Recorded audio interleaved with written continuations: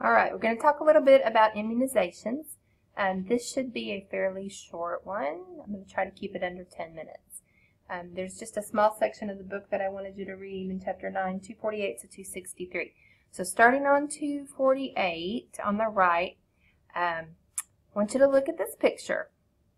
And just as a sidebar, there are a couple things that are just not quite right. So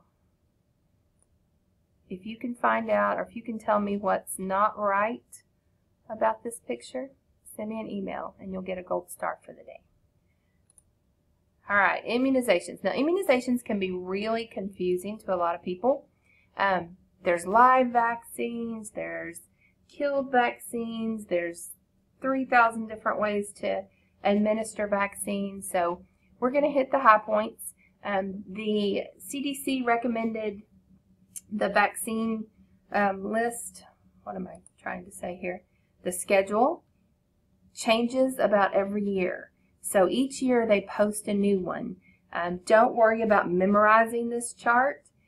I directed it to you for some reading. There's a couple of different versions. This is the more expanded version. And I do want you to look through this because I want you to pay special attention to the footnotes down there at the bottom. Lots of good information there as far as contraindications, etc. It is a little bit hard to read, so if you want to print it out, take some time, kind of match what goes to what, you'll see that the footnotes start down here. They correspond with the number up next to the vaccine.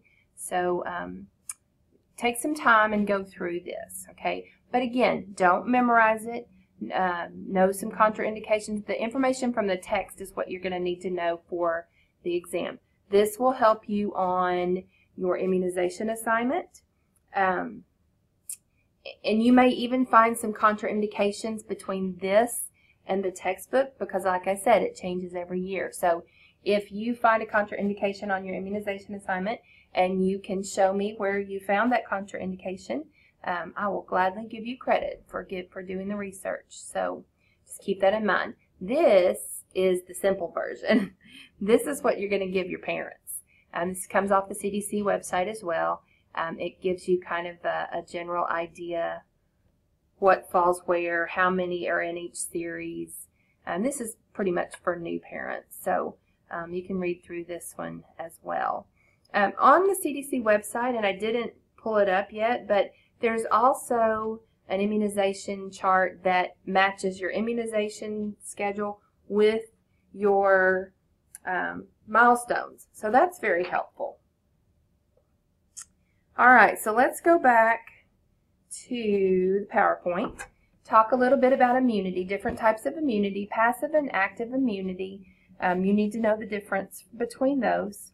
Okay, you also need to know the different kinds of vaccines.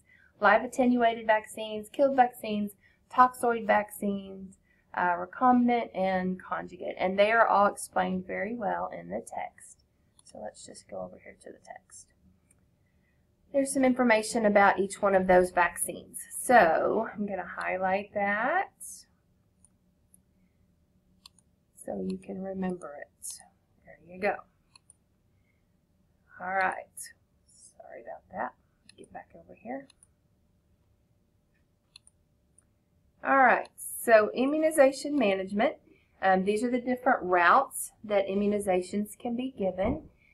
You'll notice that some can be given either route, like the IPV can be given sub-Q or intramuscular.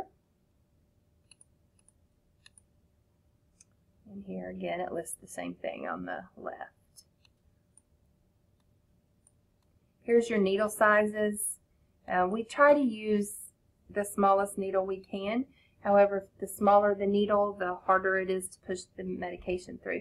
Most vaccines are like 0.5 mLs. They're very, very small, so you don't have to worry about pushing a lot of medication through a tiny, tiny needle.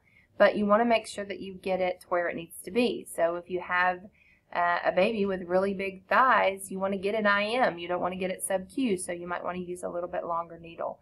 So make sure that you use the appropriate size for your patient. All right, documentation. Documentation, first of all, once we give when we're going to give a vaccine, we need to provide the parent with a vaccine information sheet. Those are, you'll see an example of one here in just a second, but those are supplied usually by the CDC or the health department, and they're given to the parents to give them information about their vaccine that they just received, or their kiddo just received. There's the things that you need to document in the child's permanent record, okay? Really important. You guys know how we are about lot numbers and things like that. Everything needs to be on there on the vaccine administration record in order for, say there's a recall or there's a ineffective vaccine alert. They need to know, okay, this person got this lot number, so we need to go back and revaccinate them, or let them know that it was an effective vaccine. So lot numbers are very important. Route is very important. Site is very important. So make sure that you document all of that information in their chart. All right, now it goes into explaining each one of the vaccines. And I do want you to read, these are the most common vaccines. I want you to read the DTaP. The next couple of pages is just an example of the vaccine administration record. Once you document, make sure the parents get a copy of that. It talks about the Hib vaccine, the polio vaccine. On the polio vaccine, it talks about two different polio vaccines. One is the OPV, one is the IPV. The inactivated polio virus or vaccine is the one we use now. The OPV we used to use, I got that when I was little. It's when they put the little medicine on the sugar cube and you eat it. It provides a lot of herd immunity. That's what it's called. They give this in third world countries because, okay, let's get real. You eat the sugar cube, you eat the virus that's on the sugar cube, it's shed in your stool. Hygiene practices in other countries aren't as good as they are here sometimes. So that in turn can provide the herd, quote unquote, immunity. So it's a herd immunity type situation. We don't use the OPV here anymore. We just use the IPV. MMR, as you know, we've had a huge outbreak of mumps. I think 94 cases is what I heard this morning on the news. So MMR is a vaccine that you need to know something about. It's a live virus vaccine. There are a couple of live virus vaccines that you don't want to give to to patients that might be around someone that's immunocompromised.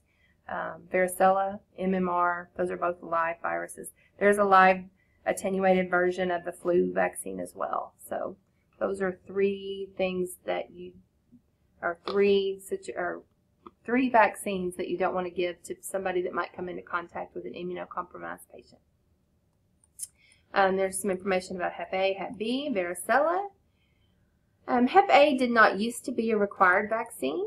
It now is. So it's we start at 12 months and then we give another dose. It's a 2-dose series. Hep B is a 3-dose series. Varicella is a 2-dose series.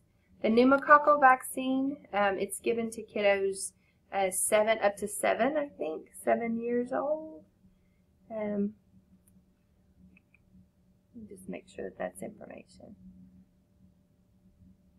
That's good information. Okay, I'll check on that. It's either 5 or 7, maybe 59 months, so that would be 5 years old. I'll check on this on the administration chart. Like I said, it changes from year to year. Flu vaccine. All right, so flu vaccine, yearly administration of the flu vaccine is recommended for patients 6 months or older. All of the other vaccines, you'll see that pregnancy may be a contraindication. They may postpone vaccines while women are pregnant. Flu vaccine is not. So flu vaccine, pregnant women do need to get the flu vaccine. There's a couple different versions. They have the intranasal version. That's the live attenuated virus version. That you don't want to give to anybody with asthma or any kind of underlying chronic health issue. That's for healthy, strapping people. So The intranasal one, you don't see it given very often. They also now have a egg-free version because this was egg yolk based. I think that was what they grew the virus on. And people that were allergic to eggs couldn't take the flu vaccine. So now there's an egg-free version that lends to egg allergy people that they can get the flu vaccine now. So it's not a contraindication anymore. Flu season, gosh, we saw flu late this year. So flu season is whatever it is for that year. In a couple years ago, they developed the first quadrivalent flu vaccine. Supposedly, it protected against two strains of flu B. Now the way, just so you'll know, the way that they formulate next year's flu vaccine is what this year's flu was. So testing for the flu this year provides us with the vaccine for next year. Is it going to be the same? Maybe, maybe not. And sometimes when you get the flu vaccine, you still get the flu. So it does happen. Flu vaccine is not 100%, but it's better than nothing. So everybody gets their flu shot. All right. What is next? Rotavirus. These are for specific age groups. So rotavirus is for babies. Big kids don't get the rotavirus. HPV and meningococcal, little kids don't get those. So these are more age specific. The meningococcal, I think they started giving it now at 11 or 12. They used to only give it to college students. So when you went away to college, you got your meningococcal vaccine. HPV is age 11 or 12. That's when they start doing that. And they do recommend it for males as well. All right. Some barriers to immunization. You've heard the autism story with vaccines. That has been disproven. There are many research studies out there, including this one right here, that say vaccines are not associated with the risk of autism. So when you have parents that refuse to vaccinate their kids, what you can do as a nurse is just educate them, okay? Making them feel bad or guilty is not what we do, but we just educate them, okay? So you need to be armed with what you're going to say when your parents talk about, oh no, I'm not giving my children vaccines because it causes autism. Just go in with the facts. Everybody is entitled to their opinion. All you can do is educate. All right, and I think that does it for immunizations. This is the CDC website. Now again, this changes from year to year, so I've given you the most recent links back up in the module, so you can check those out. I do recommend that you print that long one out, the 7-pager, and do read through it pretty thoroughly. Know your vaccines as far as side effects. Know your vaccines as far as which one we can give to immunocompromised patients and not. Know the routes that we give them, and you should be fine. All right, y'all have a nice day.